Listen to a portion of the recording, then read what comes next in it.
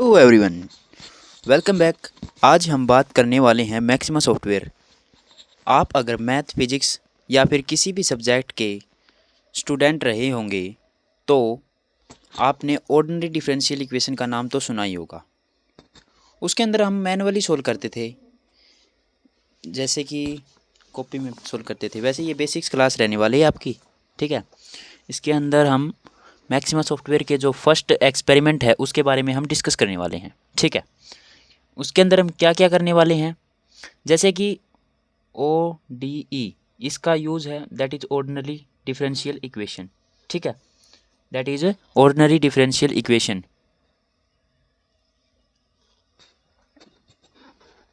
हम manually solve करते थे, लेकिन मैक्सिमा सॉफ्टवेयर के अंदर इसको हमें सोल्व करना है।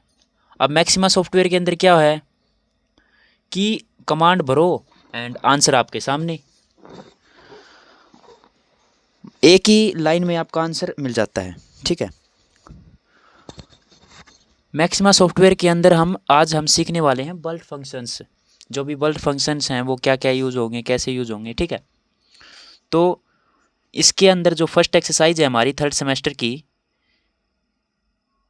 First order and second order solve करेंगे,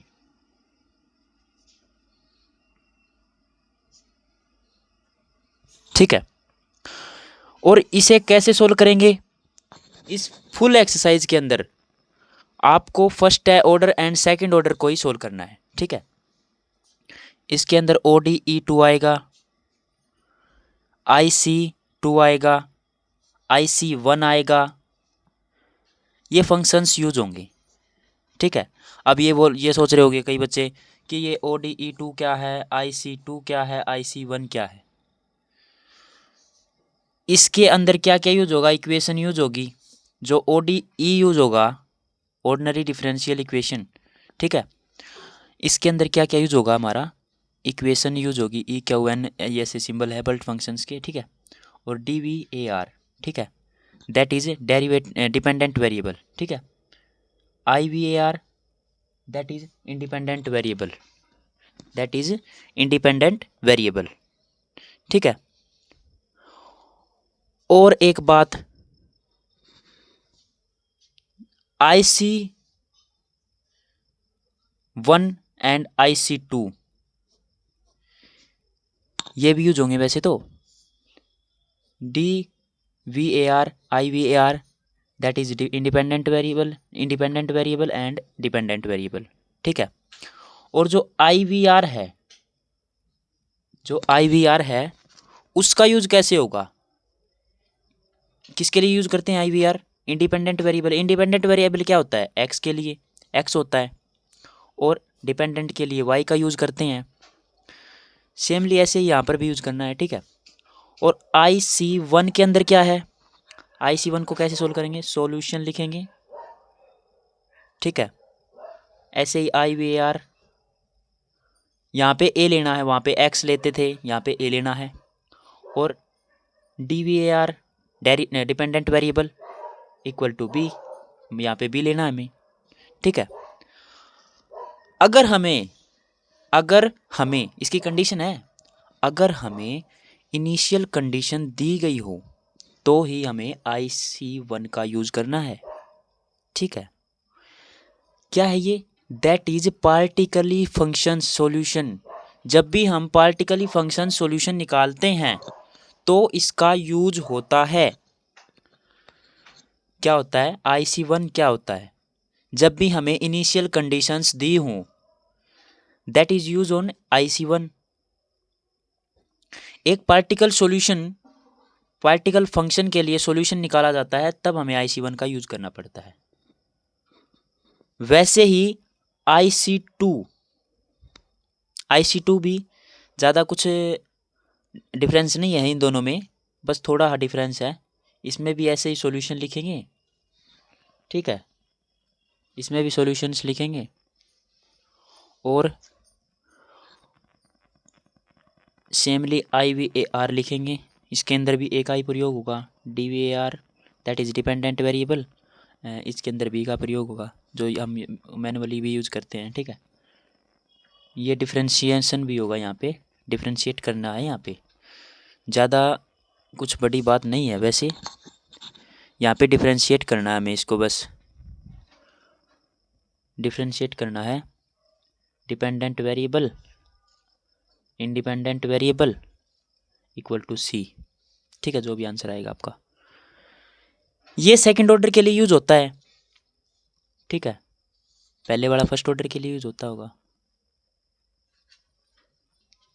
क्या जो ODE2 है वो भी सेकंड ऑर्डर के लिए यूज होता है। वैसे तो हम इसके अंदर फर्स्ट ऑर्डर सेकंड ऑर्डर ही पढ़ने वाले हैं, और जो सेकंड ऑर्डर है उसके लिए यूज होगा ये IC2, ठीक है। और ये तब यूज होता है IC2 कब यूज होता है, तब यूज होता है तब हमें y और उसका डेरिवेटिव दिया हो,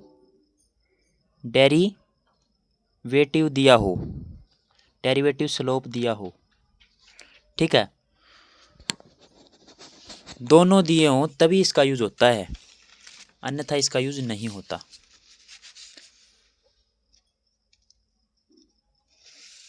नेक्स्ट वीडियो में हम इसके एग्जाम्पल भी सोल्व करेंगे कि इसके अंदर है क्या, मतलब इसे सोल्व कैसे करेंगे। उस वीडियो में आपको अच्छे से समझ में आ जाएगा कि इसे सोल्व कैसे करना है, इसे यूज कहाँ करते हैं, कैसे करते हैं, ठीक है। इसके अंदर फर्स्ट ऑर्डर के लिए परसेंटेज K1 भी यूज होगा, एंड फर्स्ट ऑर्डर K2 के लिए सेकंड ऑर्डर यूज होगा, ठीक है। इनिशियल कंडीशन, फाइनल कंडीशन और वगैरह वगैरह ऐसी चीज़ें हम इसके अंदर पढ़ने वाले हैं। और तब भी जब भी आप IC2 IC1 ऐसे क्वेश्चंस करोगे तो लास्ट में आपको एक बात हमेशा ध्यान रखनी होगी, तब भी आप डेरिवेटिव वैल्यू जो भी दी गई है उसके हिसाब से जब आपका काम ख़त्म हो जाता है तो आप किल ऑल का यूज ज़रूर करोगे। इससे क्या होगा, जितने भी पीछे वाले वेरिएबल्स हैं वो सारे के सारे रीसेट्स हो जाते हैं, और आप आगे जो है उन वेरिएबल्स का कोई एरर हमें देखने को नहीं मिलता, ठीक है।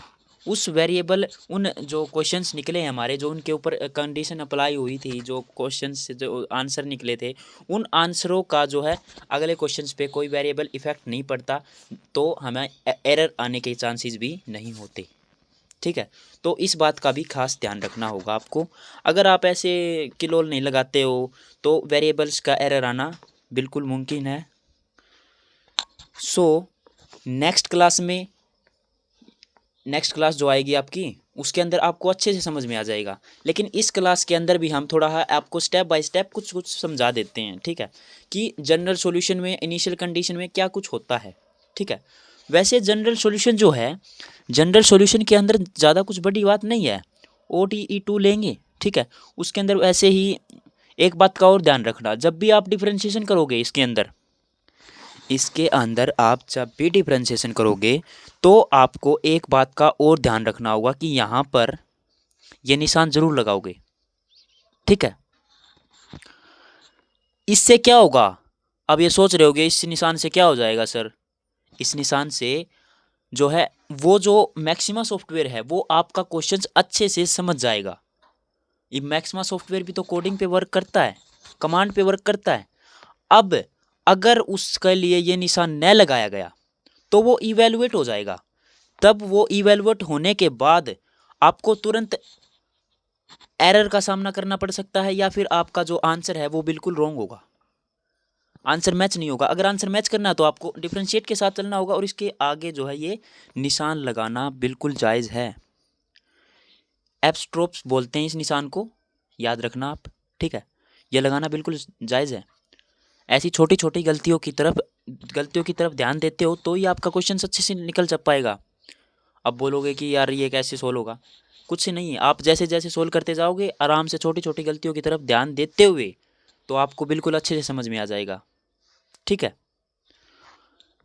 इस पूरी एक्सरसाइज में फिर सिर्फ और सिर्फ फर्स्ट ऑर्डर सेकंड ऑर्डर के बारे में ही बताया गया है, लेकिन आप ऐसी छोटी छोटी गलतियां करोगे तभी आपका आंसर जो है डिसमैच होगा। ठीक है, तो आप चाहते हो कि अगर हम आपका आंसर जो है अच्छे से निकले, अच्छे मतलब कि बिल्कुल अच्छे से निकले, मैच हो जाए, तो आपको ऐसी छोटी छोटी गलतियों की तरफ ध्यान देना होगा जिससे आपका क्वेश्चन बिल्कुल मैच हो। ठीक है, और तभी आप ये निशान लगाओगे ना, तो मैक्सिमा सॉफ्टवेयर उसको वैल्यूएट नहीं करेगा, वैल्यूएट नहीं करके, बल्कि हमें इक्वेशंस को तुरंत जो आंसर उसको देना चाहिए वही देगा वो। अगर ये नहीं लगाया तो क्या होगा, एलिवेट हो जाएगा और वे जो है वो समझ नहीं पाएगा, अच्छे से सोल्व नहीं कर पाएगा। सीधी सी बात है, ये आपको लगाना ही होगा। ठीक है, और क्या होगा इसके साथ में जो है एक्स वाई आप डिफरेंशिएट करोगे तो एक्स वाई का यूज़ हो गया, और फिर जो भी एक्स आपका क्वेश्चन है, जैसे कि कोई भी क्वेश्चन ले लेते हैं, जैसे ये क्वेश्चन ले लेते हैं, D Y by D X plus 2y equal to X, that is मान लेते हैं कि जो हमारा एक क्वेश्चन है, ठीक है, गिवन दैट इसके अंदर हमें दिया गया है y इक्वल टू 1 मान लिया, ठीक है, फॉर x इक्वल टू 0 मान लिया। ठीक है, अब इस क्वेश्चंस को इसके अंदर सोल्व करेंगे, जनरल सॉल्यूशन के अंदर सोल्व करेंगे। कैसे सोल्व करेंगे, सिंपली मैक्सिमम सॉफ्टवेयर के अंदर जाएंगे ना, तो अगली वीडियो में हम इसको सोल्व करके भी दिखा देंगे आपको मैक्सिमम सॉफ्टवेयर के अंदर। वैसे नोटबुक के अंदर बेसिक्स आप समझ लो कैसे होगा। ठीक है, ODE2 लगाओगे, आप खुद भी सोल्व कर सकते हो। इसके अंदर क्या होगा, फिर आप ऐसे निशान लगाओगे जो आपका उपस्ट्रोप्स लगेगा। ठीक है, डिफ्रेंशिएट लगाओगे, स्पेलिंग्स का भी ध्यान रखना, छोटे हमेशा छोटे अक्षरों का यूज़ करना। ठीक है,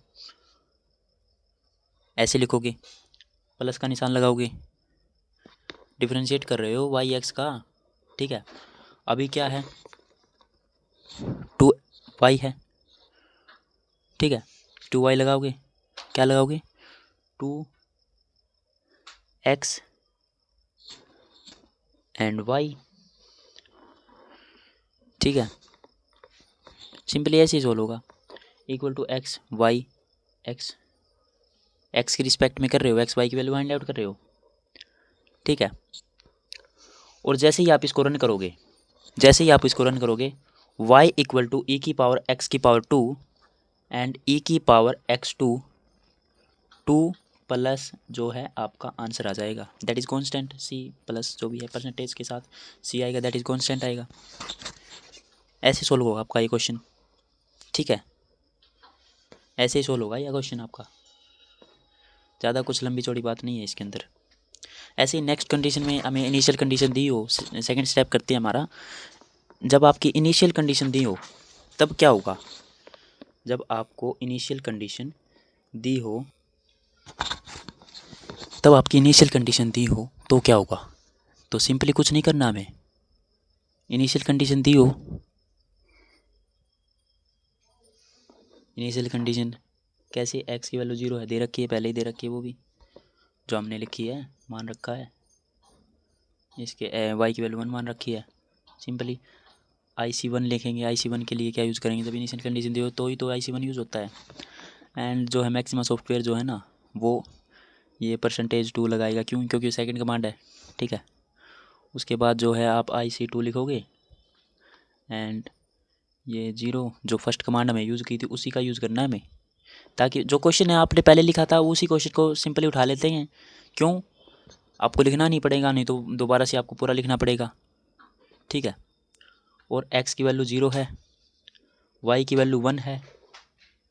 ठीक है, सिंपली इसको सेमीकोलन से लगाकर जो है इसको बंद कर देंगे, सेमीकोलन से हमेशा लगाना है। ठीक है, एंड इंटर प्रेस कर दोगे आप शिफ्ट के साथ, तो आपका आंसर बिल्कुल सही आ जाएगा। ठीक है,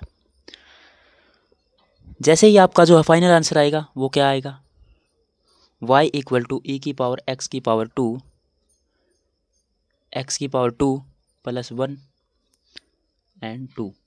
अब आप पीछे वाला आंसर देखो, पीछे वाले आंसर में क्या आया था, देखो पीछे वाले आंसर में आया था ये, इसके अंदर क्या था, ये कांस्टेंट आया था हमारे पास, इसके अंदर कांस्टेंट आया था, और 2 भी ई के नीचे आया था। लेकिन यहाँ पे क्या है, यहाँ पे क्या है, यहाँ पे 2 पूरा सोल्व हो चुका है, यहाँ पे कोई कांस्टेंट परसेंटेज के साथ सी नहीं आया, कांस्टेंट आया ही नहीं। ये पूरी तरह आंसर आ गया आपका, ठीक है, पूरी तरह आ गया, ये बात तो आपको पता ही है। ऐसे ही IC2 यूज करना है। IC2 के अंदर d² dx प्लस y मान लो, ठीक है। इसके अंदर भी कंडीशन दी होनी चाहिए, ठीक है। x की वैल्यू 0 मान रखी है पहले ही, y की वैल्यू 1 मान रखी है, dy by dx equal to 0, ठीक है, हो गया। इक्वेशन के लिए क्या यूज करोगे, पहले डिफरेंशिएट करोगे x को comma y comma 2 plus Y, जैसे दिया गया है ना क्वेश्चन वैसे ही सोल्व करना, ज़्यादा कुछ इसमें लंबी चौड़ी बात नहीं है, इक्वल टू 0, ठीक है।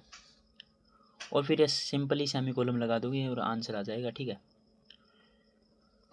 उसके बाद आप सेकंड जो है उसके लिए भी यूज़ करोगे सॉल्यूशन, OD2 ODE2, ठीक है।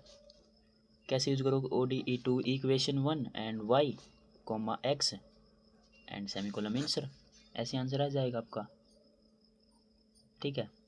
मैक्सिमा में फर्स्ट ऑर्डर के लिए K1 यूज होगा, सेकंड ऑर्डर के लिए अब जो आपका आंसर आएगा ना वो ऐसे आएगा, क्या आएगा, y equal to percentage K1 sine x plus K2 cos x, ठीक है।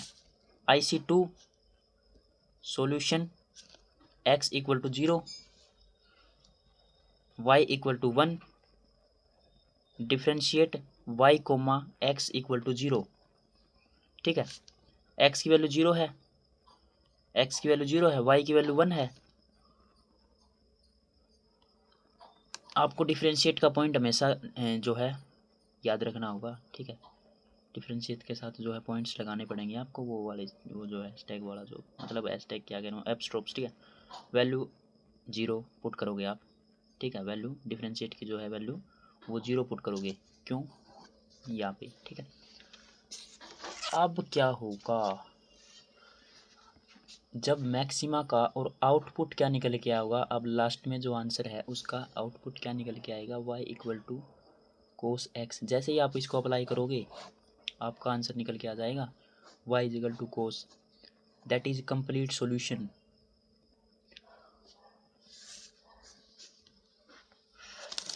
इस वीडियो में अगर आपको अच्छे से समझ में ना आया हो तो आप नेक्स्ट वीडियो में देख लेना, आपको बिल्कुल अच्छे से समझ में आएगा, क्योंकि वहाँ पे हम आपकी जो मतलब कि मैक्सिमा सॉफ्टवेयर के अंदर हम स्क्रीन के अंदर कराने वाले हैं आपको, ठीक है। वहाँ पे आपको बिल्कुल देखते ही समझ में आ जाएगा कि कैसे क्या यूज़ होगा, कैसे क्या है, कैसे क्या, मतलब वो आपको बिल्कुल ईजी लगेगा। ये वीडियो आपको बेसिक्स के लिए थी, ज़्यादा कुछ इसमें लंबी चौड़ी बात नहीं है, वहाँ पे आप अच्छे से समझ में पाओगे, ठीक है, समझ पाओगे। तो मिलते हैं नेक्स्ट वीडियो में। नेक्स्ट वीडियो आपको देखनी है तो सब्सक्राइब करो, लाइक करो, शेयर करो एंड कमेंट करो, ठीक है। अगर आपको इस वीडियो में कुछ समझ में ना आया हो तो आप बता सकते हो, लेकिन फिर भी आप नेक्स्ट वीडियो जो आने वाली है उसके अंदर हम ये क्वेश्चंस रिपीट करा देंगे, तो आपको कोई भी दिक्कत नहीं होने वाली है, कोई भी इशू नहीं होने वाला है, ठीक है। और फर्स्ट जो प्रैक्टिकल है उसकी जो है ये बेसिक्स क्लास थी, वैसे ही आप सेकंड क्लास भी लोगे, उसके साथ धीरे धीरे हम सारी एक्सरसाइज जो है ऐसे ही कंप्लीट करा देंगे, ठीक है। तो मिलते हैं नेक्स्ट वीडियो में, आज के लिए इतना ही।